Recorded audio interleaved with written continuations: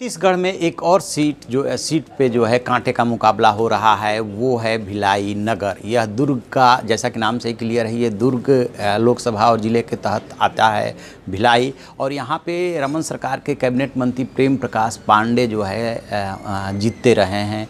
इसी सीट के बारे में कहा जाता है कि हमेशा ये रोटी बदलने में यकीन करता है, यानी कि एक बार उसने कांग्रेस को जिताया है तो एक बार बीजेपी को। ऐसा कभी चांस नहीं दिया कि इसे जो है लगातार किसी एक पार्टी को जिताया। बताते हैं इस सीट की खासियत यह है कि पिछले 25 साल से यही भिलाई करता आ रहा है। भिलाई नगर सीट का इतिहास कुछ इस तरह का रहा है कि पिछले 25 सालों से एक बार बीजेपी तो दूसरी बार कांग्रेस जीतती रही है।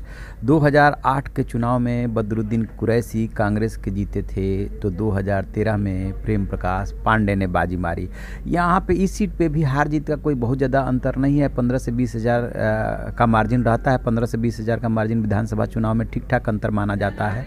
लेकिन इस बार जो खास बात है वो ये है कि बसपा और जनता कांग्रेस छत्तीसगढ़ ने लगभग हर सीट पे मुकाबले को त्रिकोणीय बना दिया है।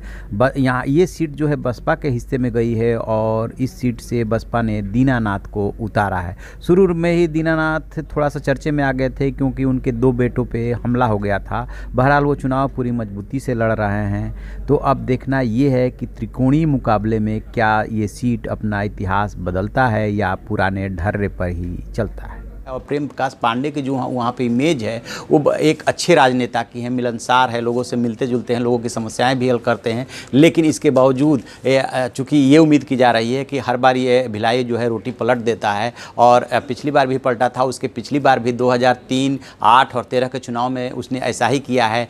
कि क्या इस बार फिर से कांग्रेस की बारी है, क्योंकि जो इतिहास बता रहा है वो तो कुछ इसी तरफ इशारा कर रहा है, या अजीत जोगी की पार्टी ने जो अपना उम्मीदवार मैदान में उतारा है उससे कुछ फर्क पड़ता है। तो आप ऐसी खबरों के लिए देखते रहिए हमारा डिजिटल चैनल इन खबर, और उसे सब्सक्राइब कीजिए।